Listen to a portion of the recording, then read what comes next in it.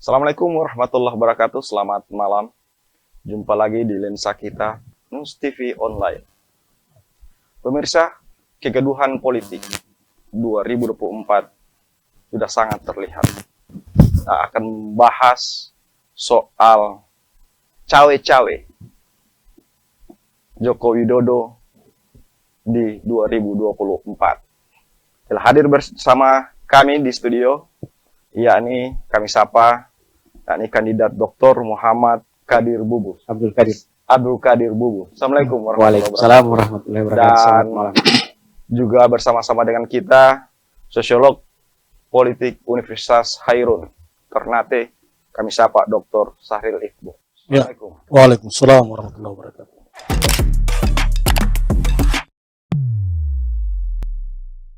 Iya, ini menarik. Ketika Jokowi mengundang 6 partai politik di istana. Menurut Anda, tindakan yang dilakukan oleh Jokowi ini seperti apa? Pak Kadir dulu. Oh, saya yang duluan. Iya, Bung Kadir. Iya. Terima kasih. Ini hal yang sangat tidak menarik dalam pergerakan demokrasi kali ini, oleh karena sebelumnya tidak pernah ada praktek semacam ini oleh presiden-presiden sebelumnya. Hanya Jokowi yang melakukan itu, memanggil partai politik di istana dan bicara tentang siapa orang yang akan mengganti beliau di posisi presiden selanjutnya. Banyak sekali yang bicara memang dari aspek normatif tidak ada masalah. Ya memang tidak ada masalah, tetapi politik tidak sekedar norma. Demokrasi tidak sekedar norma, tetapi demokrasi itu bertengger di atas atas norma-norma etika. Dan presiden ketika mengundang itu kapasitasnya sebagai Jokowi mengundang itu kapasitasnya sebagai presiden. Dan oleh karena itu, secara etik tidak boleh dilakukan praktek itu, tidak boleh semacam itu. Kalau presiden memanggil dalam rangka koordinasi tentang program-program berikutnya dalam konteks koalisi dibenarkan. Tapi ketika berbicara tentang siapa calon presiden berikutnya, dan pada saat yang sama juga koalisi yang lain tidak diundang, dalamnya juga sudah menjadi masalah. Bahwa ini praktek yang tidak baik dalam demokrasi kita. Padahal esensi demokrasi itu membatasi adanya keliaran bertindak. Itu esensi demokrasinya di situ. Kenapa? Oleh karena di situ disebut diletakkan norma. Kalau tidak ada norma perilaku yang disebut dengan etika itu. Dan presiden melakukan itu seakan-akan tidak memikirkan lagi aspek etika dari tata kelola pemerintahan yang sedang dia pimpin itu. Padahal dia adalah presiden. Karena dia presiden, istana itu tempat berkumpul menyelenggarakan masalah-masalah kenegaraan, khususnya tentang pemerintahan. Kalau presiden mengundang di tempat yang lain, itu bisa dimaklumi. Tetapi itu masih mengundang polemik karena kapasitasnya sebagai presiden, juga bukan ketua partai. Dulu SBY adalah presiden juga ketua partai, tetapi tidak melakukan yang sama. Megawati dulu juga tidak pernah melakukan yang sama, juga Gus Dur. Juga presiden-presiden sebelumnya tidak melakukan hal yang sama. Sekarang presiden yang memiliki basis legitimasi yang kuat, cukup panik sehingga istana pun dipergunakan untuk melakukan konsolidasi politik. Sungguh ini suatu tontonan yang tidak menarik dan tidak baik bagi praktek demokrasi kita di masa depan. Dan ini saya kira presiden meninggalkan legasi yang tidak baik dalam erahnya di penghujung kekuasaannya. Artinya bahwa presiden kemudian salah menggunakan eksistensi istana sebagai tempat untuk berurusan sebuah negara. Iya, itu istana negara, bukan sekretariat partai politik. Sekali lagi catatan pentingnya itu adalah istana negara, istana kepresidenan, bukan rumah Jokowi atau bukan rumah koalisi. Sehingga segala sesuatu diputuskan di situ kemudian diumumkan secara publik, ini yang diputuskan oleh presiden. Itu salah benar. Kenapa salah? Karena perilaku presiden itu akan diikuti oleh para menterinya, juga akan diikuti oleh bawahan-bawahannya seperti bupati, gubernur, dan seterusnya yang masih di jajaran akan mengikuti itu. Artinya ke depan ketika presiden sudah bersikap seperti itu akan diikuti dan tata kelola pemerintahan itu akan berjalan setengah, menguntungkan yang lain. Baik. Kalau secara hukum Anda melihat dengan diundangnya hanya 6 parpol di istana? Tadi saya sudah sebutkan bahwa dari aspek hukum memang itu tidak ada larangan yang tegas. Tetapi demokrasi tidak sekedar hukum, tetapi demokrasi itu bertengger di atas moral. Dan peradaban demokrasi bisa tegak manakala para pelaksana yang bertengger di atas moral. Tanpa itu saya kira demokrasi berjalan setengah hati. Karena itu saya katakan bahwa demokrasi ini dilahirkan untuk membatasi adanya keliaran berpikir, keliaran bertindak, dan keliaran bersikap. Presiden diklasifikasi sudah keliaran bertindak. Kenapa? Istana digunakan untuk konsolidasi, itu salah. Baik. Bagaimana menurut dokter ini? Anda melihat ketika Jokowi hanya katakanlah memilih-milihlah untuk hadir di pertemuan di istana. Ya, baik. Saya kira kekisruhan dalam memotret dinamika politik pemilu pilpres semakin dekat dan riaknya pun semakin marak terjadi. Perseteruan yang tidak sehat pun semakin nampak. Tapi saya kira yang kita soroti peran netralitas presiden dalam hal ini.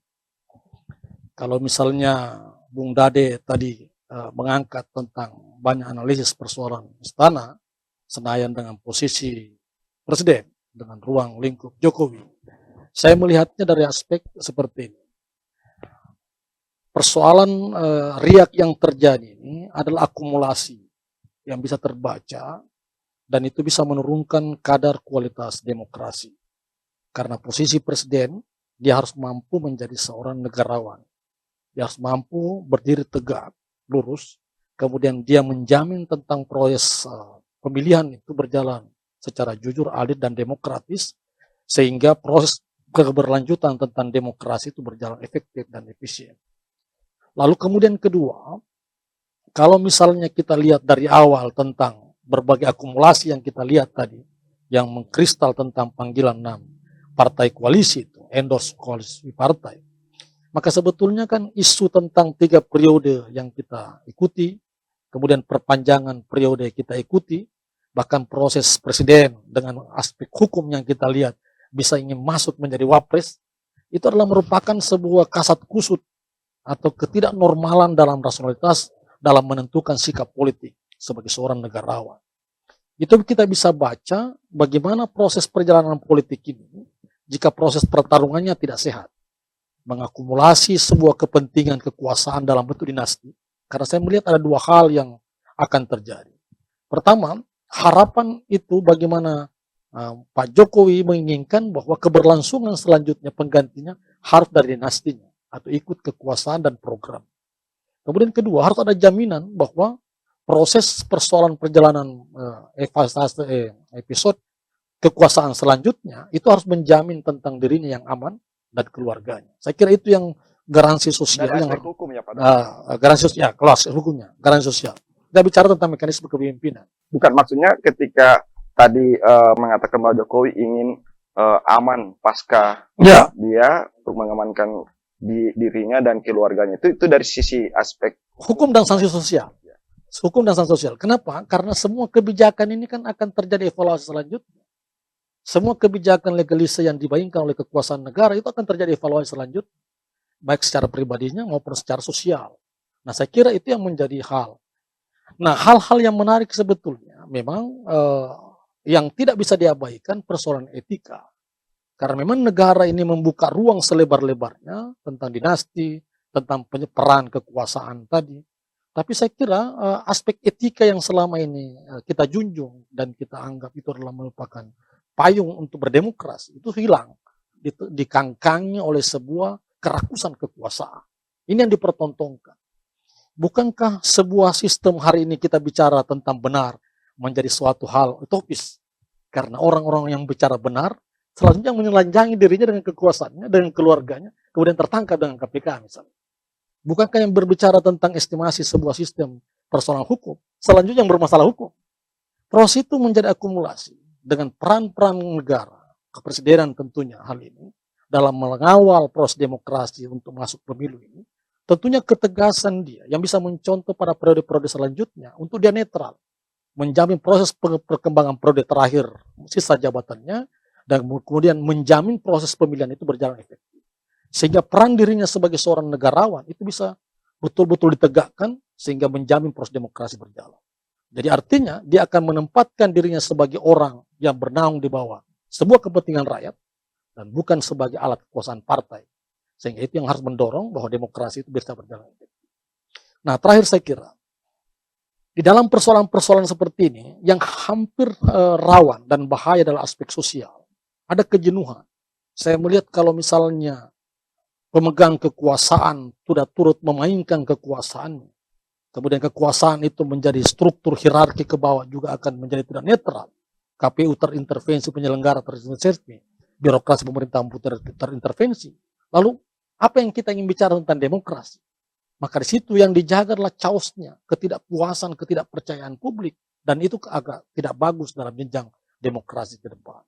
Nah, saya kira kita semua mengedukasi, termasuk malam ini kita mengedukasi, agar ingin mengembalikan norma-norma etik sosial agar tertata proses demokrasi. Saya kira reformasi telah mendorong, mengawal, dan memberi frame bagaimana demokrasi itu berjalan efektif dan efisien. Saya kira itu. Ya, Bung Dade, mungkinkah Jokowi ini pingin happy ending gitu, di akhir periodenya, sehingga melakukan manuver-manuver yang di luar dari yang sudah melanggar etika Jokowi sebagai presiden? Jadi sebenarnya jika Presiden Jokowi ingin nyaman pasca dia memimpin, perilaku dia tidak seperti ini. Perilaku dia tidak seperti ini. Kenapa Presiden melakukan ini? Dapat dipahami kalau kita melihat dari perkembangan cara berhukum rejim ini adalah bahwa rejim ini memperlakukan hukum dan aparat penegak hukumnya sebagai alat pukul bagi lawan politik. Dan itu menjadi fenomena umum yang kita saksikan saat ini. Karena itulah, jangan heran kalau Presiden memanggil seluruh partai-partai pendukungnya di istana untuk bicara tentang siapa yang bakal menjadi Presiden selanjutnya. Dapat ditebak bahwa ini untuk apa tujuannya? Tujuan utamanya untuk apa? Mengamankan dirinya agar tidak diganggu oleh rejim selanjutnya. Oleh karena Presiden melakukan hal yang sama. Itu fenomena yang terlihat saat ini. Dan itu sebenarnya merusak demokrasi. Dan ini Presiden meninggalkan legasi yang tidak baik dan akan ditiru oleh presiden-presiden berikutnya. Padahal Presiden ini kalau misalnya membiarkan prosesnya berjalan biasa, belum saatnya orang presiden yang lain belum saatnya untuk pencalonan presiden juga belum saatnya. Ini baru mencalonkan diri, partai belum mencalonkan apa-apa. Jangan dulu melakukan sikap semacam itu. Toh yang mencalonkan diri, mencalonkan presiden adalah partai politik. Dan presiden bukan ketua partai dan seterusnya, dia hanyalah pekerja partai biasa, sebagaimana disebutkan oleh ketua partainya, kerja partai biasa. Tetapi dia mengumumkan diri di istana. Itu secara simbolik presiden mengatakan ini yang bakal kita pilih dan seluruh yang ada di bawah harus kiblatnya ke sini. Itu tampilan simbolik seorang Presiden Joko Widodo-nya seperti itu. Meskipun catatannya adalah memang secara hukum tidak ada larangan tegas sebagai presiden untuk melakukan tindakan begitu. Tetapi sekali lagi saya katakan bahwa demokrasi tidak sekedar hukum. Itu menjadi kaku. Demokrasi juga bertengger di atas etika tadi yang membuat peradaban demokrasi itu terlihat elok, terlihat baik prakteknya. Dan Presiden telah membuat demokrasi Indonesia pada titik paling rendah. Oleh karena perilaku dia sebagai seorang kepala negara juga adalah kepala pemerintahan. Dan selama dia menjabat, dia melakukan hal itu. Dan ini menjadi masalah. Kebijakan-kebijakan Presiden selanjutnya dapat ditebak, ini akan menjadi masalah. Jadi jangan heran perilaku Presiden ini kemudian penetapan tersangka Sekjen Demokrat bisa dapat bisa dipolitisasi. Kenapa? Karena sebelumnya Presiden melakukan prakondisi dengan memanggil partai politik, mengumumkan calon siapa yang dia hendak dia pilih, kecenderungan dia kemana, lalu tidak memanggil partai yang lain sebagai koalisi yang mendukung dia. Lalu tiba-tiba pada saat yang tidak berselang lama penetapan tersangka. Yang menetapkan tersangka Sekjen Nasdem adalah jaksa. Jaksa adalah aparat yang diangkat oleh Presiden. Menteri juga aparat yang diangkat oleh Presiden. Tertangkapnya atau penetapan tersangka Menteri dalam Johnny G. Plate dalam kapasitas sebagai Menteri itu juga mencoreng Presiden selama ini. Karena itu ada kelalaian Presiden melakukan pengawasan terhadap aparatnya melakukan tindakan begitu sehingga ditetapkan tersangka. Kalau ini yang keadaan yang terjadi, ini tidak bisa diserahkan semata kepada Menteri itu. Tetapi Presiden juga turut dipersalahkan oleh karena ini rejim. Perilaku rejim dari masa pemerintahan dia. Menteri aktif ditetapkan sebagai tersangka. Kolektif kolegial. Iya. Ini abai. Ini Presiden abai melakukan pengawasan. Karena ini waktunya berjalan panjang. Dia mengangkat sendiri dan kewenangan dia melakukan evaluasi secara berkala. Dari tahun ke tahun dia melakukan evaluasi secara berkala. Toh bisa diperingatkan ini ada yang salah. Presiden kan punya banyak mata telinga. Ada BIN-nya, kemudian ada BAIS-nya, ada intelijen yang lainnya, informan yang lain, aparat pengawas eksternal maupun internal ada di tangan dia. Dia adalah koordinator tertinggi dari semua itu dan dapat mengendalikan semua informasi. Toh dia bisa mencegah dari awal. Tetapi ada sengaja pembiaran ini dilakukan, dari ujungnya ada penetapan tersangka. Kalau kita melihat dari kacamata penegakan hukum ini baik. Kalau murni begitu. Tetapi ini kan bercampur dengan berbagai macam hal. Dalam ruang politik ini polemik kan wajar seperti itu karena perilaku presiden yang semacam itu. Ini yang menjadi buruk bagi praktek demokrasi kita hari ini dan bisa jadi akan datang. Ini yang sangat disayangkan. Ya, Bung Saril, ini kalau Bung Saril memandang dari sosiologi soal manuver politik yang terlalu over kata Bung Dadek tadi, menurut Anda gimana? Ya, saya kira secara normatif ya, seorang pemimpin menginginkan kelangsungan visi idenya dan orangnya berjalan itu suatu hal yang lumrah. Hampir semua kekuasaan terjadi di berbagai hal. Kekuasaan pemerintahan, universitas, kampus juga mengalami kecenderungan. Nah, di situ yang bisa mengimbangi persoalan ruang etik, saya kira. Mampu menempatkan dan memposisikan diri agar kepentingan masyarakat, kepentingan bangsa, kepentingan negara, itu lebih diutamakan ketimbang kepentingan pribadi ataupun kepentingan kelompok. Sehingga status peran kenegarawan itu memang bisa berjalan. Nah, saya kira ruang diskusi kita juga bukan berperan untuk mengadili, menghakimi Jokowi tentu. Jadi pola perilaku kenegaraan atau pola perilaku kebijakan yang seringkali kita soroti karena ada kesembrautan sistem yang kita lihat. Hampir semua link misalnya kasus bermasalah itu berada di wilayah kekuasaan dan tingkat wilayah korupsi pun hampir mata kita menganga di akhir periode dan itu 10 tahun 2 periode. Saya kira kalau itu misalnya jenjang untuk mengelola, menata dan melahirkan sebuah akuntabilitas, sebuah proses pemerintahan yang panjang itu bisa memenuhi. Tapi lagi-lagi memang saya melihat bahwa ada kasat kusut, ada ketidakpercayaan dan keraguan, bahkan ketakutan dirinya tentang adanya sebuah kasus besar tentang kekuasaan yang berjalan 2 periode dan keluarganya. Kemudian kedua, sebuah visi yang dia bangun itu akan absurd, akan runtuh seperti gunung es. Kenapa bisa seperti itu? Karena ada ruang di mana kekuasaan itu seperti tergadai, disandra, dilelang. Misalnya pada saat Gerindra menawarkan, Gerindra adalah terbaik, Prabowo. Pada saat ketika Ganjar juga menjadi ciri khas, gitu. Pada saat ketika Golkar juga menjadi alternatif, sehingga tidak ada pilihan sebetulnya. Dia bikin plan A, plan B, plan C. Yang penting bukan D, kan begitu ya. Ini yang menjadi kemudian tidak demokratis karena ruang kompetisi itu tidak dibuka secara demokratis. Sementara ruang-ruang demokratis ini peran-peran akuntabilitas, persoalan proses pemimpin yang mumpuni, kemudian punya kemampuan dan melahirkan sebuah pemimpin yang bermartabat tentunya. Kecerdasan sosial harus dibangun. Nah, inilah fenomena-fenomena menarik. Saya kira krusial hari ini menyangkut tentang sikap terakhir adanya musyawarah masyarakat itu ya, musrah itu di Senayan di Istana Negara itu. Nah, itu kalau dari aspek hukum menempatkan ruang istana sebagai sebuah aspirasi rakyat, kepentingan negara, kemudian itu dijadikan sebagai sebuah endorse koalisi partai, itu kan menjadi tidak elok sebetulnya. Tapi lagi-lagi banyak hal. Kalau ini kita lihat, saya kira ruang akademisi juga hampir menjadi tumpul di berbagai pihak. Ruang-ruang itu tertutup, hukum juga hampir kita lihat tidak bisa menggaung. Sementara kalau kita ingin bicara ruang ini, peran-peran dan kontrol sosial ini kan ada di DPR sebetulnya. Kalau misalnya DPR bisa berjalan, kan kontrolin tentang kebablasan ataupun kecolongan ataupun sebuah keteledoran itu bisa berjalan efektif, bisa terevaluasi. Tapi kan lepas, lost ini. Nah, kemudian berbagai hal, dan saya kira hari ini, malam ini juga kita berbicara, itu berarti ada empati yang kita harapkan bahwa bangsa, negara ini kita harapkan lebih baik ke depan. Kita harus mengharapkan bahwa pemimpin kita yang menjadi pilihan rakyat, seperti apapun kekurangannya, itu bisa meninggalkan peran-peran sosial, peran-peran keadaban untuk melahirkan sebuah kekuasaan yang bermartabat dan melahirkan estafet kepemimpinan yang martabat pula.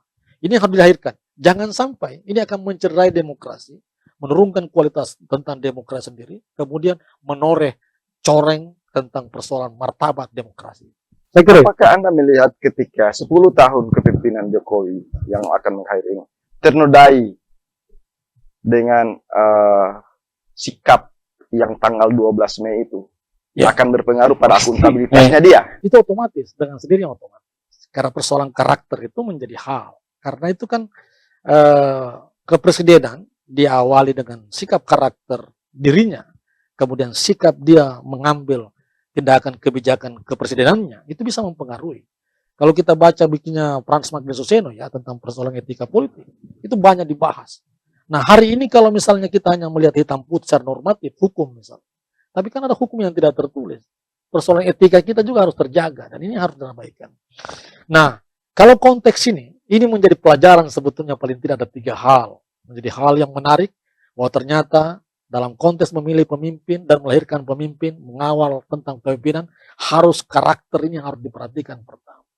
Kita tidak bisa disuguhkan dengan sebuah kata manis, janji manis, atau program manis, tapi sebuah karakter itu akan membangun kecerdasan.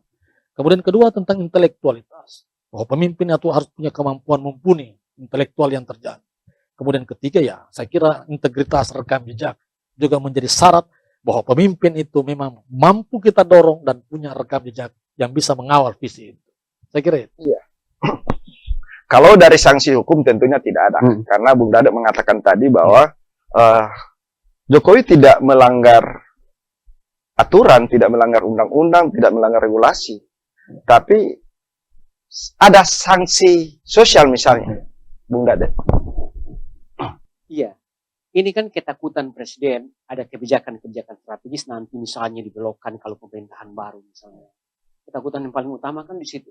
Kemudian yang selanjutnya nanti, jangan-jangan nanti setelah tidak lagi berkuasa, yang berkuasa bukan orang dia, nanti hukum dipakai untuk menghantam dia dan keluarga, karena hampir sebagian besar anak-anaknya adalah penguasa wali kota di berbagai daerah. Itu ketakutan terbesar. Banyak hal yang terjadi di situ. Presiden anaknya berbisnis secara terbuka dan seterusnya. Itu yang terjadi dalam praktek pemerintahan di rejim ini, terjadi semacam itu. Dan itu menjadi bagian yang tidak bisa dilepas-pisahkan dari sikap presiden yang saat ini. Padahal kita ketahui bersama ini negara hukum. Segala kebijakan presiden itu sudah dilakukan penormaan. Katakanlah kekhawatiran tentang KN. Undang-undangnya ada. Kekhawatiran tentang tidak ada kesinambungan kebijakan misalnya. Toh, ada RPJMN yang sudah ditetapkan memang jangkanya lama. Dan karena itu tidak perlu lagi dicemaskan soal-soal semacam itu. Presiden tidak perlu mencemaskan itu. Jadi yang dilakukan sekarang adalah ketakutan terbesar presiden agar hal-hal yang tadi saya sebutkan itu tidak dialami. Padahal itu ketakutan yang sangat tidak beralasan sebenarnya. Oleh karena yang mengemuka adalah kepentingan, bukan sikap kenegarawanan seorang Jokowi. Itu yang sementara dipertontonkan itu. Padahal tadi saya sebutkan bahwa kebijakan itu sudah terlembagakan, sudah ternormakan, dan siapapun yang datang itu menjalankan norma yang ada. Basis argumentasi kebijakan kan di situ. Harus ada normanya. Dan norma itu siapapun yang datang dan pergi menjalankan yang ada. Jadi jabatan itu yang tinggal di situ. Orangnya boleh pergi. Jabatan tetap, dia stabil, dan orangnya datang dan pergi. Pejabatnya datang dan pergi. Jokowi boleh pergi, tetapi jabatannya tetap stabil. Kebijakannya tetap ada. Dan siapapun yang masuk akan menjalankan kebijakan demikian adanya. Lalu apa yang mau ditakutkan? Ini soal yang paling besar. Tarikan politiknya terlalu besar. Sehingga kita tidak bisa ansih menilai, oh ini tidak melanggar hukum. Oleh karena itu tidak ada masalah. Tidak bisa di situ. Tata etika pemerintahan yang bermasalah. Kemudian kalau kita kaitkan dengan demokrasi yang berperadaban, yang berkeadaban juga bermasalah. Oleh karena dunia ini sudah cukup terbuka dan kecenderungan demokrasi sudah berlangkah. Sudah beranjak maju. Toh kita mundur ke belakang. Menggunakan dalam tanda kutip misalnya. Kalau ini podcastnya ada di sini, saya menggunakan idiom lokal misalnya. Ini model yang agak cafarune. Kalau menggunakan idiom lokal. Idiom lokalnya, mudah-mudahan orang Jawa juga tahu, ini cafarune. Saya sebutkan begitu. Tafsiran bebasnya ada ini agak amburadul dan kacau balau cara presiden bersikap dan bertindak. Sebagai seorang kepala negara, sekaligus kepala pemerintahan, yang masih menjabat. Belum lagi tahap pencalonan presiden. Masih menjabat nih. Dia sudah menentukan sikap hari ini. Karena itu, perilaku rejim ini akan cenderung kepada sikap pribadinya. Pasti begitu. Meskipun ini tidak dilembagakan. Bahwa dia tampil sebagai petugas partai, tetapi kapasitas sebagai presiden masih 1 tahun ke depan. pemilihan masih 1 tahun ke depan dan dia masih mengendalikan segala sesuatunya. Dan dengan itu, sebagaimana yang disampaikan Bang Syahril tadi, demokrasi ini mengalami ancaman luar biasa. Peradaban demokrasi kita hari ini di titik yang paling rendah. Inilah yang Hatta sebutkan, telah datang sebuah abad besar. Tapi sayang, para pemimpin masih berjiwa kerdil. Ini yang kita alami saat ini. Apa yang Hatta prediksikan ini kita mengalami saat ini. Tidak sekedar pemimpin yang kerdil, tetapi mungkin stakeholder semuanya juga mengerdilkan dirinya untuk tidak bicara secara terbuka semacam ini. Akhirnya demokrasi kita berada pada ruang sempit, dan di orang-orang itu saja tidak ada pikiran alternatif yang terjadi. Kalau presiden sudah bersikap seperti ini, dialektika akan menjadi masalah. Siapapun yang menyampaikan hal yang objektif akan dilawan. Dan yang objektif itu akan menjadi orang yang terpinggirkan di ruang sunyi oleh karena dilawan oleh arus besar dengan berbagai macam kecanggihan teknologi melawan dia, bahwa itu salah karena dia melawan rejim. Lihat saja misalnya, beberapa saat yang lalu misalnya ada calon presiden yang melakukan otokritik terhadap pemerintahan tentang mobil listrik lah, kayak begitu. Diserang habis-habisan, padahal itu kegagasan saja sebenarnya. Rejimnya yang tersinggung secara utuh rejim melakukan serangan balik dan seterusnya. Padahal itu dialektika biasa, dan biarkan itu berkembang dalam demokrasi, itu yang memang kita junjung tinggi. Tapi politik gagasan nampaknya hari ini bermasalah oleh karena dipicu oleh presiden aktif sudah bersikap dan sudah punya kecenderungan politik tentang siapa yang bakal menggantikan selanjutnya. Itu yang sangat kita sayangkan. Yang tadi saya bilang, ini dalam idiom lokal itu cukup cafarune. Ini idiom lokal menyebut begitu. Agak amburadul lah. Kacau balau. Baik, Bung Syahril, bukankah Jokowi sekarang artinya sudah menyiapkan pemilu itu aman? Ya. KPU-nya, Mendagrinya aman lah. Ya. Gitu. Bukan mau terlibat secara langsung. Bagaimana? Ya, memang itu hal yang saya katakan tadi, menariknya. Karena banyak persoalan yang sebetulnya harus ditata, diurusi. Kemudian ada tupoksi yang sudah dibangun, penyelenggara pemilu, peran partai, tugas partai memilih, dan lain-lain. Tapi itu saya melihat bahwa ini adalah proses tadi, ketidakpercayaan menjadi kasat kusut, ketakutan, kemudian melihat ruang-ruang kekalahan, kemudian ancaman-ancaman. Saya pikir yang saya sepakat tadi Bung Dade katakan bahwa memang suatu hal yang irasional sebetulnya.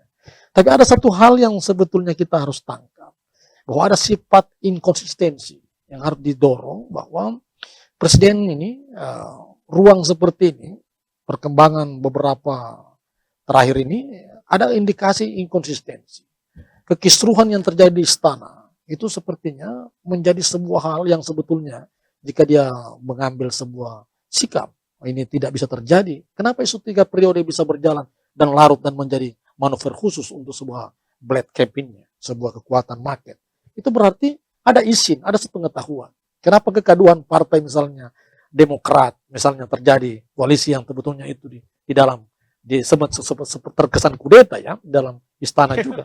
Itu kan pertontongan sebuah alat demokrasi yang sebetulnya ada inkonsistensi yang tidak semestinya negara bisa mengambil alih. Terakhir tentang persoalan korupsi yang merajalela yang dipertontonkan oleh pejabat pajak misalnya. Kemudian hadirnya Mahfud MD dengan kekisruan itu kan hilang lagi. Muncul dan hilang. Seakan-akan sebuah hal yang ketegasan kepresidenan yang harus dibutuhkan. Nah, inkonsistensi di sini yang saya ingin tekankan bahwa tidak elok jika seorang penguasa dan pemilik kekuasaan itu tidak mengambil sikap tegas bahwa ini prinsipnya. Bukankah cawe-cawe yang kita bahas hari ini boleh juga mengatakan sebelumnya bahwa dia tidak akan terlibat. Dia mengklaim bahwa tidak akan masuk di wilayah itu, berarti dia paham begitu. Meskipun pada saat seketika dia juga mengatakan bahwa saya akan menyampaikan. Saya secara terus dia akan menekankan bahwa dia akan melakukan intervensi kepada partai untuk mendukung suara-suara Indonesia.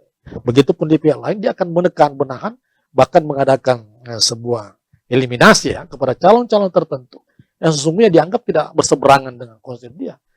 Nah, saya kira harus satu tegasan yang kita harapkan sebagai anak bangsa, bahwa di akhir periode ini dengan seluruh politik yang begitu besar dengan problem negara yang begitu banyak, ya kan?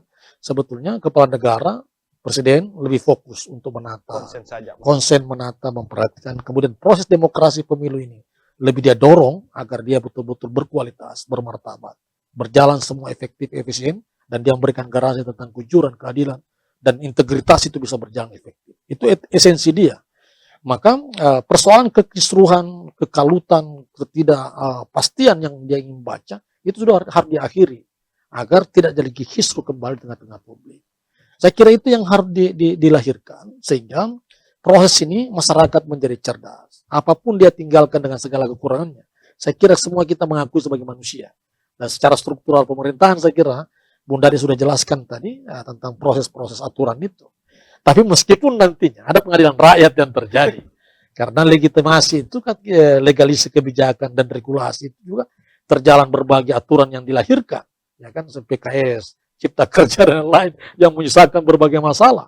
Itu juga menandakan bahwa peran kekuasaan penguasa juga menjadi basis untuk kita pertanyakan menjadi proses demokrasi ke depan lebih baik.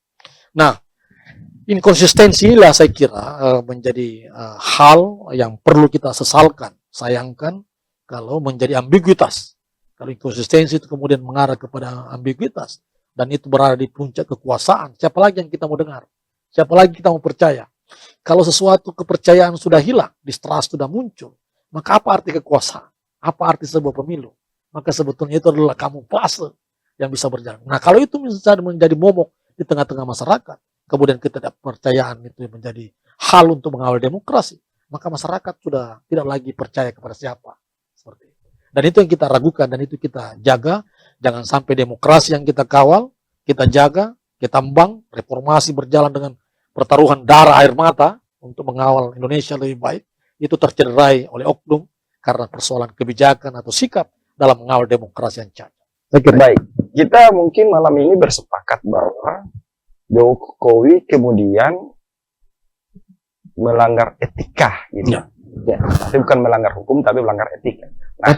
Nah, terakhir closing dari Bung Dade, gimana nih? Jadi, saya kira begini, sikap politik Jokowi ini imbasnya terlalu fatal bagi demokrasi kita. Kenapa saya menyebut terlalu fatal bagi demokrasi? Dan demokrasi ini di titik paling rendah, oleh karena apa? Dia adalah seorang kepala negara.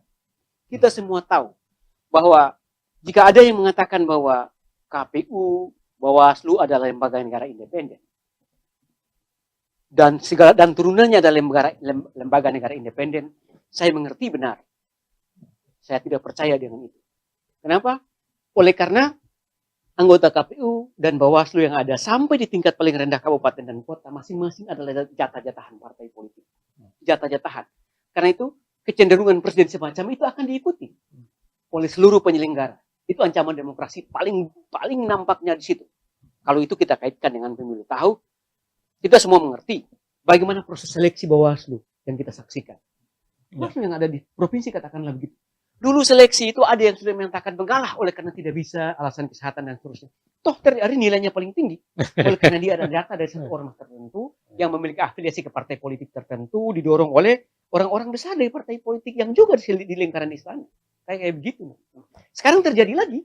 Sekarang yang nyata terjadi lagi misalnya, tim seleksi tiba-tiba berkumpul dalam satu grup, kemudian mengarahkan pada hal tertentu yang kecenderungannya juga melindungi rejim. Karena itulah demokrasi dalam ancaman. Karena meskipun secara hukum, secara normatif, tindakan presiden tidak melanggar, tetapi imbasnya terlalu berbahaya dan fatal bagi demokrasi kita ke depan. Oleh karena ini akan menggiring semua lembaga-lembaga yang konon independen, tetapi tidak. Oleh karena dikendalikan oleh orang seputar istana secara keseluruhan. Dikendalikan seputar istana. Kemarin KPU juga sudah punya masalah. Sekarang Bawaslu juga punya masalah. Masalah yang sama semacam itu. Ditambah lagi misalnya pembatasan terhadap model pengawasan yang dilakukan oleh Bawaslu kepada KPU misalnya.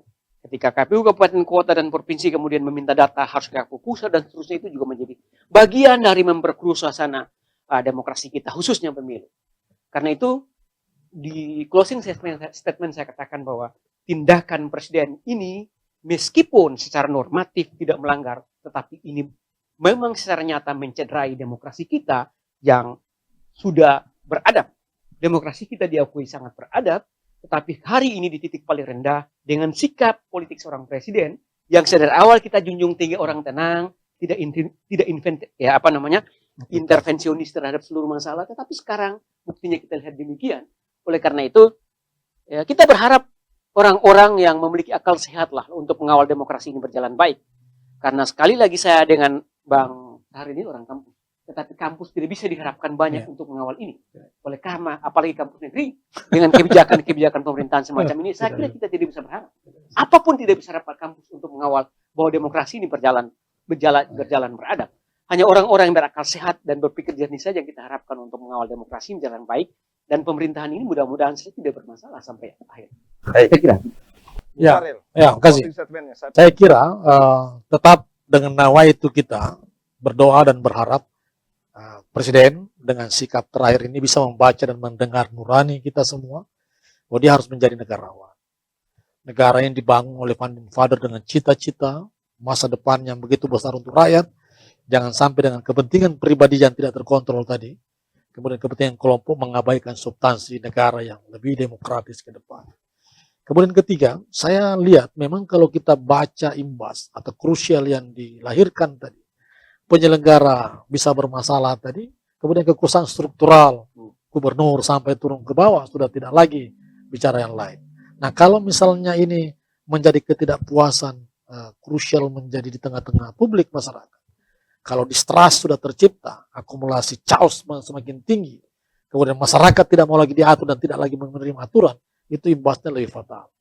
Maka saya kira dengan kedewasaan, kecerdasan, dan nurani kita, kelompok-kelompok yang punya kepedulian, integritas peduli, saya kira bisa mengawal dan berpartisipasi secara aktif, sekecil apapun ruang itu, suara-suara kebenaran edukasi ini kita gaungkan, untuk bersama-sama mengawal demokrasi di Indonesia. Saya kira ya. Sebentar, saya tambah satu hal yang saya lupa tentang sikap Presiden. Kenapa saya sebut fatal bagi demokrasi? Oleh karena Presiden sebagai panglima tertinggi dari angkatan bersenjata, Presiden juga merupakan pucuk pimpinan paling tertinggi. Polisi juga ada. Itu sebabnya saya menyatakan bahwa demokrasi kita berada pada titik paling rendah dan ancaman besar bagi demokrasi kita. Oleh karena ketika Presiden sudah bersikap, saya kira tidak ada jaminan bahwa seluruh bawahannya tidak bersikap sebagaimana sikap Presiden. Kita lihat saja nanti hari-hari panjang kita untuk mengawal sampai proses pemungutan suara nanti. Pasti seluruh aparat ini akan bergerak dan digerakkan pada titik yang sama sebagaimana yang diinginkan oleh Presiden. Ini catatan penutup saya. Mudah-mudahan ini didengarkan oleh tentara, oleh polisi, oleh aparat terkait yang lainnya agar tidak ikut campur dalam urusan-urusan seperti ini. Karena ini terlalu mahal negara ini kita jaga, terlalu mahal negara ini kita pertaruhkan. Kalau hanya sekedar terlalu kerdil kita berpikir kalau hanya mengikuti maunya seorang Jokowi, lalu menggadaikan keamanan negara ini, menggadaikan negara ini, atau kita tidak lagi memperhatikan bagaimana keberlangsungan negara dengan hanya mendukung sikap politik seorang Jokowi sendiri. Dalam tanda petik ini, Jokowi sendiri. Terlalu mahal sebenarnya harganya kalau kita mengikuti itu. Saya kira catatan penutup. Baik, terima kasih Bung Dade, Bung Sarilis sudah bersama-sama kami di studio. Pemirsa, demokrasi bukan hanya sekedar untuk memilih, tetapi demokrasi adalah hak untuk hidup bermartabat. Margaret Thatcher. Terima kasih, kita jumpa lagi di topik kita selanjutnya. Assalamualaikum warahmatullahi wabarakatuh. Waalaikumsalam warahmatullahi wabarakatuh.